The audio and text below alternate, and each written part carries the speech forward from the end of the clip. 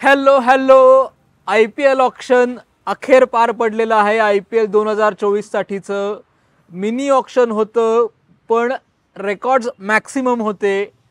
तर आजचा वीकली कट्टा IPL ऑक्शन विशेष आहे, ज्यात मी अमोल गोखले पुण्यातून तुमच्यासाठी एपिसोड घेऊन येतोय आणि अमोल कराडकर आपल्याला जॉईन होणार आहे दुबईवरून, जिथे तो IPL ऑक्शनसाठी गेला होता। तर करूया सुरुवात।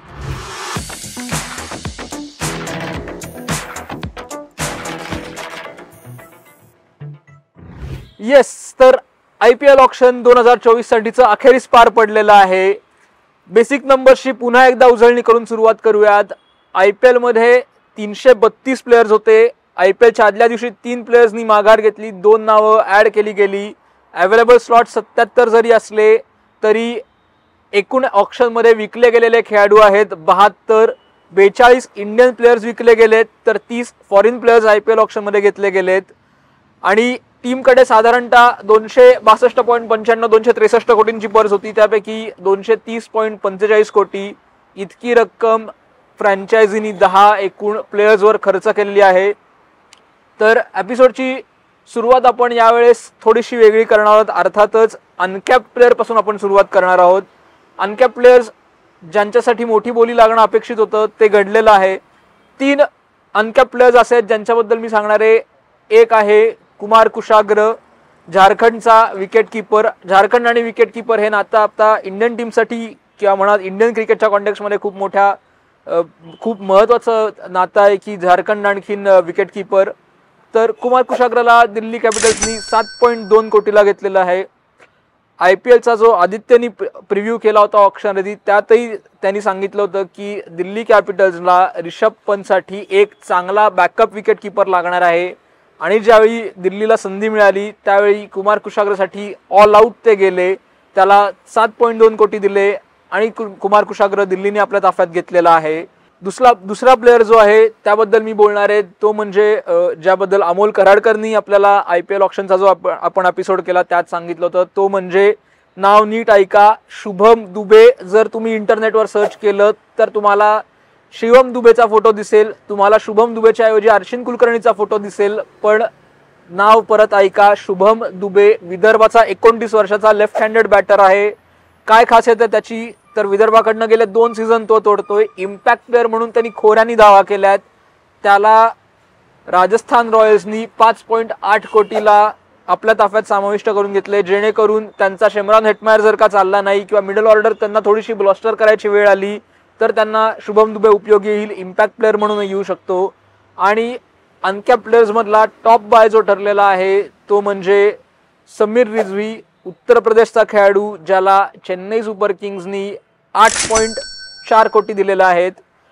कोण आहे समीर रिझवी, तर त्यांनी उत्तर प्रदेशची जी T20 लीग आहे त्याच्यात 9 मॅचेसमध्ये 2 सेंचुरी वगैरे ठोकलेल्या आहेत, 450 धावा केलेल्या आहेत, सर्वाधिक षटकार मारायचा विक्रम आहे। त्यामुळे परफेक्ट T20 बॅटर जर का चेन्नई सुपर किंग्सला हवा असेल बॅकअप म्हणून म्हणा किंवा त्याचा जर का ते पुढच्या दृष्टीने विचार करत असतील तर समीर रिझवीला चेन्नई सुपर किंग्सनी घेतलेला आहे। तर हे होते टॉप 3 अनकॅप प्लेयर्स मधले पिक। त्यानंतर शाहरुख खानला परत एकदा मोठी बोली लागली, गुजरात टायटन्सकडे तो गेलेला आहे। गुजरात टायटन्सनी रॉबिन मिन्स नावाचा रिलेटिव्हली अननोन कीपर आहे, त्याला जवळपास 3.5 कोटी दिले। तर हे अनकॅप प्लेयर्स मधले IPL ऑक्शनचं विशेष ठरले होते। जर आता आपण वळलो कॅप प्लेयर्स इंडियनकडे, तर अर्थातच हर्षल पटेलनी ऑक्शन गाजवलेला आहे। संजय बांगर जे पंजाबचे नवीन डिरेक्टर म्हणून आलेले आहेत, त्यांनी सांगितलं की हर्षल पटेल जो स्किल सेट घेऊन येतो ॲज अ बॉलर म्हणून, तो आम्हाला महत्त्वाचा आहे। त्यामुळे हर्षल पटेलसाठी जे काही जोरदार बिडिंग वॉर झालं त्यात पंजाब किंग्सनी त्यांचा जो टेम्पलेट आहे की ते एक प्लेअरवरती त्यांचं बोट ठेवतात आणि त्याच्यासाठी ऑल आउट जातात, त्यांनी हर्षल पटेलची निवड केली यावेळेस। त्याला 11.75 कोटी दिले आणि हर्षल पटेलला घेतलं। त्यामुळे त्यांचा बॉलिंग अटॅक आता बघायला गेलं तर चांगला होणार आहे, जसं की कगिसो रबाडा आहे, हर्षल पटेल आहे, हे 2 त्यांचे मुख्य वेगवान गोलंदाज असणार आहेत। त्यानंतर दुसरं नाव जे आपल्याला घ्यावं लागेल ते म्हणजे उमेश यादव। उमेश यादवला कोलकाता नाईट रायडर्स कडून खेळायचा अनुभव आहे, रॉयल चॅलेंजर्स बंगलोरकडनं तो खेळलेला आहे आणि यावेळेस तो आता मोहम्मद शामी बरोबर गुजरात टायटन्समध्ये आपल्याला दिसणार आहे, त्यालाही 5,06,00,000 दिलेले आहेत. गुजरात टायटन्सला चांगल्या वेगवान गोलंदाजाची गरज होतीच, म्हणजे प्रत्येक टीमला या ऑप्शनमध्ये होती की एक चांगला वेगवान गोलंदाज घेणे. गुजरात टायटन्सचा या मागचा विचार असेल की त्याचा अनुभव हार्दिक पांड्या नाहीये, त्यामुळे त्याच्याऐवजी कोणीतरी चांगला गोलंदाज आपल्याला पाहिजे. त्यामुळे त्यांनी अर्थातच उमेश यादवला आपल्या टीममध्ये घेतले. त्यामुळे मोहम्मद शामी आणि उमेश यादव ही जोडगोळी काय करेल हे बघणं परत इंटरेस्टिंग ठरेल. परत एकदा ते गुजरातला फायनल पर्यंत घेऊन जातील का. आणि अर्थातच भारतीय क्रिकेट आणि लॉर्ड शार्दूल ठाकूर यांचं खूप चांगलं नातं किंवा खूप प्रेमाचं नातं आहे. शार्दूल ठाकूरला मागच्या वर्षी कोलकाता नाईट रायडर्स कडे होता, 10 कोटीची किंमत त्याची होती. कामगिरी म्हणावी तशी झाली नाही, त्यामुळे त्यांनी रिलीज केलं होतं.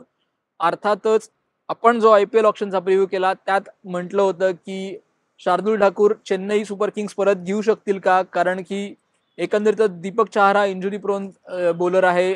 शार्दूल ठाकूरचा अनुभव आहे, चेन्नईकडून खेळलेला आहे. त्यामुळे चेन्नई सुपर किंग्सला जेव्हा ही संधी मिळते की एखादा त्यांचा जुना खेळाडू चांगल्या किमतीत त्यांना परत घेता येतोय, तर ते ती संधी सोडत नाहीत. आणि अर्थातच त्यांनी लॉर्ड शार्दूल ठाकूरला 4 कोटीला आपल्या टीममध्ये समाविष्ट करून घेतलेलं आहे. तर हे माझ्या दृष्टीने इंडियन कॅप प्लेयर्सचे टॉप पिक्स होते, ज्याच्यात कुठलाही काय नो ब्रेनर ज्याला म्हणतो ते हे टॉप 3 पिक्स होते. आणि आजच्या IPL ऑप्शनमध्ये जर या विषयावर आपण बोललो नाही तर सगळंच व्यर्थ ठरेल. तर महत्वाचा मुद्दा ऑप्शन मधला तो म्हणजे आज ऑप्शनमध्ये 20 कोटीचा जो मार्क आहे तो एकदा नाही तर दोनदा मोडला गेलेला आहे. दुसऱ्या सेटमध्ये जो ऑलराऊंडर्सचा सेट होता त्याच्यात सर्वच्या सर्व खेळाडू विकले गेले. त्यात एक नाव मोठा काय म्हणतात त्या नावाने एक वेगळी उंची गाठली. अर्थातच ऑस्ट्रेलियाचा world test championship winning captain, ऑस्ट्रेलियाचा ODI world cup winning captain असा पॅट कमिन्स. पॅट कमिन्सने गेले 1-2 सीझन प्रायोरिटी दिले की बाबा नाही, मला ऑस्ट्रेलियन टीमवरती फोकस करायचा आहे. आणि यावेळेस अर्थातच सर्व खेळाडूंचं लक्ष हे जून 2024 मध्ये होणाऱ्या T20 वर्ल्ड कप कडे. त्यामुळे प्रत्येकालाच IPL खेळायचे. पॅट कमिन्सला मोठी बोली लागणार याच्यात कुठलंही आश्चर्य नव्हतं. पण ज्या क्षणाला सुरुवातीला चेन्नई सुपर किंग्स आणि मुंबई इंडियन्समध्ये त्याच्यात बिडिंग वॉर झालं, एका पॉइंटला साधारणतः 8 कोटीच्या आसपास सनरायझर्स हैदराबाद या वॉरमध्ये आले आणि त्यांनी ठरवलं की आता काहीही झालं, कितीही किंमत मोजावी लागली तरी पॅट कमिन्स हा सनरायझर्स हैदराबादचा खेळाडू झाला पाहिजे. पण या सगळ्यामध्ये विशेष गोष्ट ही आहे की जरी दिवसाच्या शेवटी पॅट कमिन्स सनरायझर्स हैदराबादकडे गेला असला तरी रॉयल चॅलेंजर्स बंगलोरनी 20 कोटी 25 लाख एवढी बोली लावली होती, ज्यावेळी त्यांच्याकडची एकूण पर साधारणतः 23 कोटीच्या आसपास होती. जे अत्यंत क्रेडिबल आहे की बाबा बाकी काहीही होऊ देत, मला मोहम्मद सिराजच्या जोडीला एक चांगला पेस बॉलर पाहिजे. RCB त्यासाठी ऑल इन गेले, पण अखेरीस सनरायझर्स हैदराबादनी IPL मधली आता सेकंड हायएस्ट बीड जी आहे 20 कोटी 50 लाखाची ती पॅट कमिन्ससाठी लावली. आणि अर्थातच मिचेल स्टार्क पॅट कमिन्सचा ऑस्ट्रेलियाचा पेस बॉलिंग पार्टनर 24 कोटी 75 लाख, 25 कोटी हवी ती रक्कम घ्या. पण ह्या सगळ्यात कोलकाता नाईट रायडर्सनी धुमाकूळ घातलेला आहे. त्यांनी गेम संपून टाकलेला आहे इन टर्म्स ऑफ कुठल्या प्राइस पॉइंट पर्यंत एखाद्या खेळाडूसाठी ते जाऊ शकतात. अर्थातच ज्या क्षणाला पॅट कमिन्स सनरायझर्स हैदराबादकडे गेला त्या क्षणाला असं झालं की बाकीच्या टीम्स मिचेल स्टार्कसाठी जाणार हे नक्की होतं. त्यात पुढे होते गुजरात टायटन्स, पण अखेरीस कोलकाता नाईट रायडर्सनी मिचेल स्टार्कला बोली लावली आहे. लक्षात घ्या 2018 मध्येही कोलकाता नाईट रायडर्सनी साधारणतः 9 कोटी 40 लाख त्याच्यासाठी मोजले होते, पण तो दुखापतीमुळे खेळू शकला नव्हता. शेवटचा मिचेल स्टार्क आपल्याला IPL खेळताना दिसला होता तो 2015 मध्ये, हे आपण बोललोच आहे. त्याच्याबद्दल जो आपण प्रिव्ह्यू केला त्याच्यातही बोललोय. पण सगळ्यात इंटरेस्टिंग गोष्ट याच्यात जी मला नोटीस झाली ती म्हणजे मिचेल स्टार्कला KKRनी 25 कोटी दिले आणि त्यांचे बाकीचे जे 9 प्लेयर्स आहेत ते सगळे मिळून त्यांची किंमत आहे 7 कोटी 10 लाख. त्यातला सगळ्यात मोठा साधारणतः 4 लाखाचा त्यांचा बाय आहे दुसरा. तर ही जी तफावत आहे 2 प्लेयर्सच्या किमतीमधली ती खूप मजेशीर मला वाटते की एखाद्या प्लेअरवरती आपण बोट ठेवतो की मला हा प्लेअर हवा आहे आणि आपण त्या प्लेअरसाठी काहीही करतो. आणि अर्थातच हे होते माझे IPL 2024चे टॉप पिक्स किंवा माझ्या दृष्टीने हायलाइट्स.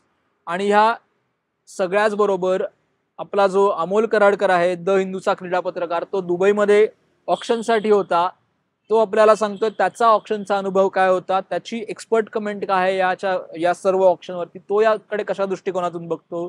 तर over to you Amol. Yes Monty, 17 IPL option झाल्यात आतापर्यंत, त्यातल्या मी 16 कव्हर केल्या आहेत व्हेन्यूवरून. आणि ह्या 16 पैकी 2024च्या सीझनच्या आधीची IPL ऑप्शन अर्थातच सगळ्यात भव्य नव्हती, पण दिव्य मात्र नक्कीच झाली. कारण अर्थातच आपल्याला माहिती आहे की पॅट कमिन्स आणि मिचेल स्टार्कनी आतापर्यंतची IPL रेकॉर्ड्स मोडीत काढली. 20 कोटी ही अमाऊंट एका सामान्य भारतीय बिझनेसमॅनला देखील अचंबित करणारी होती आतापर्यंत. आता एका खेळाडूला मिळत आहेत रे 7 आठवड्याच्या टुर्नामेंट करता.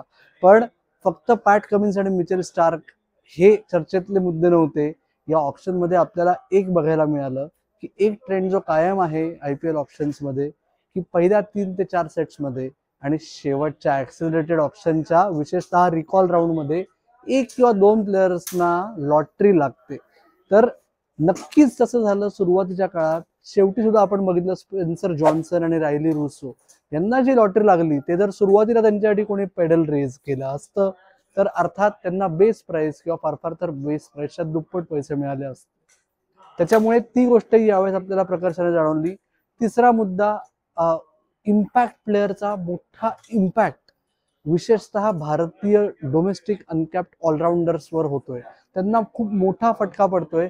त्याच्यामुळे आपण बघितलं की जे पहिल्या 10 सेट्स पैकी ऑलराऊंडर्सचा सेट होता, त्यातले 9 पैकी 3च ऑलराऊंडर्स विकले गेले. त्यातले 2 जण बेस प्राइसला गेले. आपला महाराष्ट्राचा अर्शिन कुलकर्णी त्यातला एक होता. त्याचं मुख्य कारण म्हणजे आता ऑलराऊंडर्सची गरज कमी होत चालली आहे प्रत्येक IPLच्या सीझन घडी. आणि त्याच्यामुळे आपल्याला असं लक्षात येत आहे की ऑलराऊंडर्सना हवे तेवढे पैसे मिळत नाहीयेत. बिग हिटर्सना मिळत आहेत, ऑलराऊंडर्सना कमी मिळत आहेत. आणि ती एक चिंताजनक बाब आहे. कारण over a period of time एका स्किल्सच्या प्लेयर्सवर लक्ष जास्त दिलं जाईल आणि त्याच्यामुळे प्लेयर्स स्वतःला ऑलराऊंडर का म्हणून घडवून आणतील, हा मोठा प्रश्न आहे.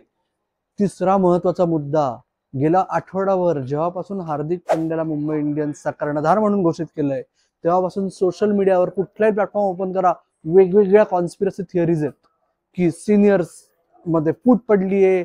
सिनियर्स म्हणतायत रोहित शर्मा नसेल तर आम्ही काही राहणार नाही बुवा संघात. पण एक सांगतो, मार्क बाउचर जो मुंबई इंडियन्सचा हेड कोच आहे, तो आला आमच्याशी बोलायला मीडिया कॉन्फरन्स मध्ये. सगळे प्रश्न एकाच वेळेस मोडीत काढायचे. त्यामुळे त्याला विचारलं फूट पडलीये का, काय म्हणणं आहे. त्यांनी स्पष्टपणे सांगितलं की आम्ही सर्व सिनियर लिडरशिप ग्रुप मधल्या प्लेयर्सशी बोलून नीट एक्सप्लेन केलेलं आहे की हा फक्त पुढे जायचा एक रोडमॅप ठरवलेला आहे, जे मुंबई इंडियन्सने आधी स्टेटमेंटमध्ये म्हणलं होतं साधारण त्याच अर्थाने. पण तो म्हणला सोशल मीडियावरच्या रुमर्स मी ऐकतोय, मी स्वतः सोशल मीडियावर ऍक्टिव्ह नाहीये आणि त्याच्यात फार काही मनावर घेण्यासारखं नाहीये. त्यामुळे जर तुम्ही मुंबई इंडियन्सचे फॅन असाल आणि जर तुम्हाला मुंबई इंडियन्स जास्त महत्वाची असेल कुठल्याही एका खेळाडूपेक्षा, तर तुम्ही परत फॉलो करायला लागू शकाल. आणि त्याचबरोबर स्पोर्ट्स काही फॉलो करायला विसरू नका. पण शेवटचं फक्त सांगतो की यावेळेची ऑप्शन पहिल्यांदा भारताबाहेर होती. भारताच्या विविध कानाकोपऱ्यात जाऊन ऑप्शन कव्हर करायची संधी मिळाली. मुंबई असो, बांगलोर असो, कलकत्ता असो, कोची असो. त्याच्यामुळे यावेळेस पहिल्यांदा भारताबाहेर ऑप्शनला आलो. पहिल्यांदा ऑप्शन पाहायला प्रेक्षक आले होते. त्या सगळ्यामुळे थोडासा वेगळा माहोल होता. पहिल्यांदा एक महिला ऑप्शनियर होती, तोही वेगळा प्रपंच होता. आणि त्याच्यामुळे माझ्या दृष्टीने हे बरेच काही फर्स्ट होते. मॉन्टी, तुझ्या दृष्टीने कन्क्लूड करण्यासाठी नक्की महत्वाचं काय वाटतंय तुला? Yes, thank you so much Amol. आम्हाला दुबई मधला माहोल कसा होता, तुझा 17 पैकी 16 IPL ऑप्शनचा अनुभव कसा होता, अर्थातच तुझ्या दृष्टीने IPLचे फर्स्ट काय ते सांगितलेस. आशा नक्कीच आहे की तुला मजा आली असणार आहे. इथेही पुण्यात आम्हाला बघताना मजा आली. आता आपला जो एडिटर आहे तनिष्क, त्याचा जो कॅफे आहे कॅटेना कॅफे, तिथे आज ऑप्शन बघितलं. जर तुम्हाला पुण्यात जे कोणी आहेत त्यांना यायचं असेल इथे, तर तेही नक्की या. थोडासा प्लग इन केलेला आहे, पण कन्क्लूड आता या पॉईंटवर करतो की आम्ही आमचे पिक्स सांगितलेले आहेत. आमच्या दृष्टीने 2 स्टील्स आहेत. एक म्हणजे रचिन रवींद्र चेन्नई सुपर किंग्सला 1.8 कोटी आणि जेराल्ड कोटचे मुंबई इंडियन्सला 5 कोटी. तुम्हाला तुमचे कुठले टॉप पिक्स आहेत ते आम्हाला सांगा. तुमच्या दृष्टीने हिट्स अँड मिसेस कुठले आहेत हे सांगा, किंवा तुमच्या दृष्टीने कुठला स्टील बाय आहे तेही आम्हाला सांगा. आजचा हा एपिसोड कसा वाटला हे आम्हाला जरूर कळवा. कुठे कळवाल तर स्पोर्ट्स कट्टाच्या यूट्यूब, इंस्टाग्राम, ट्विटर, फेसबुक या सगळ्या हँडल्सवरती कमेंट करून कळवा. आम्हाला DM करा. तसंच स्पोर्ट्स कट्टावरती अजून कुठला कंटेंट तुम्हाला बघायला आवडेल हेही आम्हाला सांगा. आत्ता मात्र आम्ही थांबतो. तुम्ही मात्र ऐकत राहा, बघत राहा आणि आमची वाट पाहत राहा. धन्यवाद.